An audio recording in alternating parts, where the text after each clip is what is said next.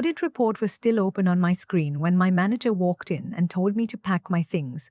Not the whole thing, just my personal items. The report could stay. Apparently, so could everyone else's interpretation of it. I remember staring at the little cactus on my desk, the one my sister gave me when I got the job, the one that had survived 3 office moves and 1 roof leak, and thinking, this is how it ends. Not with an argument, not with a dramatic confrontation in front of the whole floor. Just a Tuesday afternoon, my manager's face doing that thing where he's trying to look neutral but his jaw is too tight, and a brown banker's box that someone had already set beside the door. My name is Nora. I was a financial risk analyst at a mid-sized logistics company in Columbus, Ohio. I had been there 6 years, 3 months, and I checked later, 11 days. I know that sounds like the kind of thing only a bitter person keeps track of. Maybe. But when you spend 6 years building something and then watch it get dismantled in a single afternoon, you find yourself counting. Let me back up. I was good at my job. I say that not to brag, but because it matters for the story. I had a reputation in the department for being the person who flagged things early, sometimes annoyingly early, before they felt real to anyone else. My old manager, before she retired, used to call me her canary. You go in first, she'd say. And if you start coughing, the rest of us know to run. She meant it as a compliment. I think she meant it as a compliment. When she left, we got a new VP of operations. His name was Howard. He came from a larger firm in Atlanta, where, as he told us at least 4 times in his first 2 weeks, he had restructured an entire regional distribution network from the ground up. He had that quality some men have where confidence and competence look identical from a distance. Up close, you start to notice the difference. Howard was not a bad person. I want to be clear about that. He was charming in meetings, genuinely funny at the holiday party, remembered the names of people's kids. He was just, and I have turned this over 100 times trying to find a kinder way to say it, wrong about almost every major call he made in the 18 months I worked under him. The first thing he was wrong about was the carrier contracts.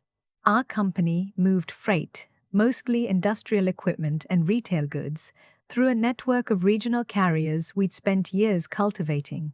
The contracts were the backbone of our operations. When I ran a standard risk assessment in my second month under Howard, I flagged that 2 of our largest carriers were showing signs of financial instability. One had missed payroll twice, according to industry whisper networks I'd been tracking. The other had quietly let their liability insurance lapse and renewed at a significantly lower coverage tier.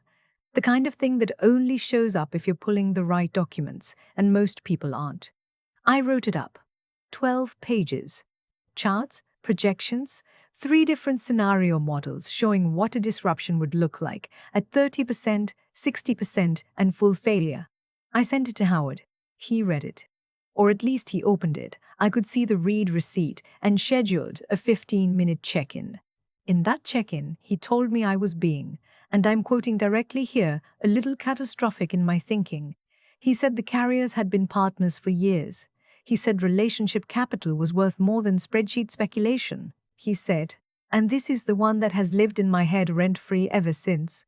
Nora, sometimes the numbers tell you what you want to hear. I didn't know what to say to that. The numbers don't want anything. That's the whole point of them. I asked if we could at least begin preliminary conversations with backup carriers as a contingency. He said we could put it on the Q3 agenda. Q3 was 4 months away. I went back to my desk and I documented everything. The meeting, the date, the specific concerns I'd raised, his response. I saved it in 3 places. I don't know why I did that. Some instinct, maybe. My mother always said I came out of the wound suspicious. The next 8 months were fine in the way that a slow leak is fine until it isn't. Howard restructured the reporting chain so my assessments went through an intermediary, a senior analyst named Paul, who was, I'll be generous, more focused on internal politics than external risk. Things I flagged would get softened in his summaries. Elevated concern became area to monitor. Significant exposure became minor variance from benchmark. I started keeping a second set of notes, my own assessments, unfiltered, time-stamped, saved to a personal drive, not to cause trouble, just to have a record. My father was a union rep for 20 years. He taught me early that documentation is the only weapon ordinary people have. The first carrier went under in February. Not a slow fade, an actual Chapter 7 bankruptcy filed on a Thursday. Operation ceased by Monday. We had 14 active shipments in their network, industrial compressors for a client in Michigan, refrigerated components for a food distributor in Tennessee, modular office furniture for a hospital expansion in Pennsylvania. Howard called an emergency meeting. He stood at the head of the conference table with his sleeves rolled up and his voice very calm, the kind of calm that's performed, not felt, and said, "This is an unfortunate development, but we have contingency protocols and we will manage through it." I looked around the table to see if anyone else was going to say anything. No one did. So I did. I said, I flagged both of these carriers in my Q1 assessment. I'd like to revisit the backup routing options I proposed at that time. Howard looked at me the way you look at someone who has just done something slightly embarrassing in public. Not angry, just pained. He said, "Let's keep the focus forward, not backward." After the meeting, Paul pulled me aside and told me I had made Howard look bad in front of the team. I told Paul that Howard had made himself look bad by ignoring a documented risk for 8 months. Paul gave me a long, tired look and walked away. The second carrier didn't file for bankruptcy.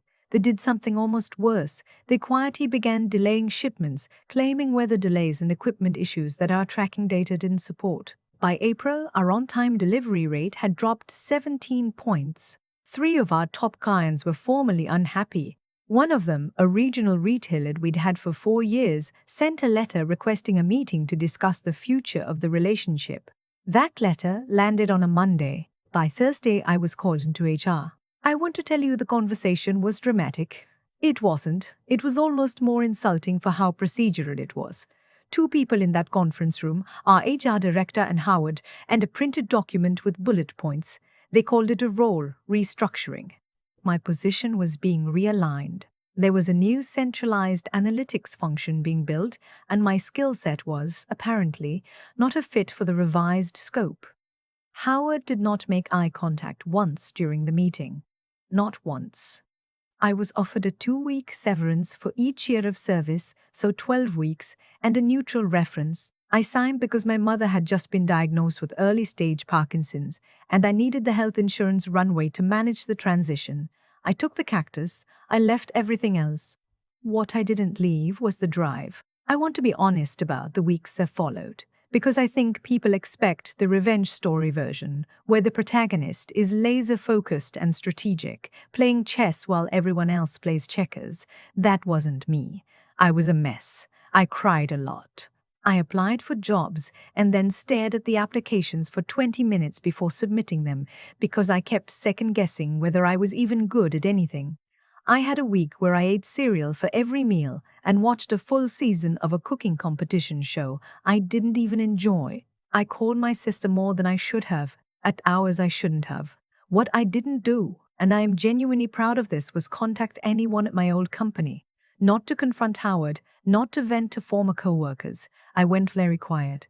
I don't know if that was wisdom or self-preservation or just exhaustion, but I stayed out of it. The second carrier formally suspended operations in June. I read about it on a logistics industry newsletter I still subscribe to. The headline was almost literary: "Regional carrier cites unmanageable debt load as operations halt." I sat with my coffee and I read the whole article twice, and I didn't feel triumphant. I felt tired. And then I felt something smaller and harder underneath the tired, and that something was, I told them. What I found out later, because people talk, they always talk, was that the situation had escalated significantly past what the company had disclosed internally. The 2 carrier failures, coming within 4 months of each other, had triggered penalty clauses in 2 major client contracts. There were dispute letters. One client had retained outside counsel. The on-time delivery rate had not recovered. It had gotten worse as Howard tried to patch the network with short-term carrier relationships that hadn't been properly vetted. The company's CFO had apparently been asking questions. The CFO had apparently found my original Q1 assessment in the documentation archive. The CFO had apparently forwarded it to the board chair with a single line of commentary that I was told, secondhand, read, "This was written 14 months ago." I did not know any of this at the time. I was in my third week at a new job, smaller company, quieter culture, a manager who actually read the full reports, and trying to remember what it felt like to go to work without bracing myself. The quarterly all hands was a company tradition. 90 minutes, Zoom, the whole organization on camera. The CEO ran them personally. Her name was Sylvia. I had met her twice in 6 years, once at a company anniversary event and once in an elevator where she remembered my first name and asked how the risk function was going. I had always thought she was sharp in the way that people who build things from scratch tend to be sharp, attentive to detail, intolerant of performance over substance. I know what happened at that all hands because 3 former colleagues reached out to me afterward. Separately, within 2 hours of each other. Sylvia opened the meeting with the quarterly numbers. They were bad, not catastrophically bad, but the kind of bad that has a shape that pointed clearly at one decision-making sequence. She walked through the carrier disruptions. She walked through the client dispute letters. She walked through the penalty clause activations, and then she stopped. She said she had spent the previous week reviewing the risk documentation from the prior year. She said she had found a report, the January report, that had identified both carriers as high risk and had recommended specific contingency actions. She said the report had been filed, acknowledged, and not acted on. Then she said, "I want to understand from the people in this room who were involved in that decision what happened." The silence that followed lasted, by one account, almost 30 seconds. On a company Zoom call with 200 people on it, 30 seconds of silence is geologic. Howard said something. I don't know exactly what because the accounts I got were slightly different, but the substance was, he had used his professional judgment. The situation had been more complex than any single report could capture, and the outcome was genuinely unfortunate. Sylvia let him finish. And then she said, "The analyst who wrote that report is no longer with the company. Can someone help me understand the sequence of events that led to that?" Nobody answered. She didn't press. She moved on. But she had said it on camera, in front of 200 people, in a recorded meeting. She had made the question public. And a question that gets asked that clearly, in that room, doesn't disappear. Howard announced his resignation the following month. The language was the standard kind, pursuing new opportunities, grateful for the experience, wishes the company well. I read it on LinkedIn because someone sent it to me. I closed the tab and went back to a risk model I was building for a client I actually liked working with. My former colleagues who reached out after the all hands were all kind. One of them, a woman I'd worked closely with, named Bev, said she felt guilty for not speaking up at the time. I told her I understood. That's a hard thing to do, and the cost is real, and I didn't blame anyone who had stayed quiet. I meant it.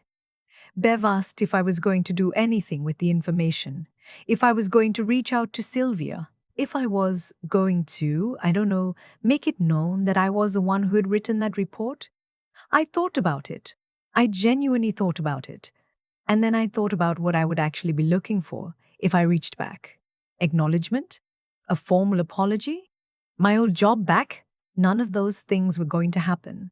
None of them were even things I wanted, not really. What I had wanted, 18 months ago, was to be heard when it still mattered. That ship had sailed without me on it. What I had instead was something quieter and, I think, more durable. I had the record. I had the documentation. I had the timestamps. And I had the knowledge, not the performance of the knowledge, just the knowledge itself, that I had been right, and that being right in the long run had mattered even when no one was watching. That's not a triumphant ending. I know that's not what people want from a story like this. They want the vindicated analyst striding back into the building while the bad guy clears out his desk. They want the symbolic moment, the full circle, the CEO personally calling to apologize. Maybe that happens in other stories. In mine, Sylvia didn't call. Howard's LinkedIn got a bunch of "congrats on the new chapter" comments from people who had no idea. My old company hired a new VP of operations who I am told is quite good at listening to analysts. And I went home on a Thursday evening last October, made pasta from scratch because I'd finally had time to learn how, opened a bottle of wine that I'd been saving for no particular occasion, and sat on my apartment balcony watching the Columbus skyline go slightly amber in the early dark.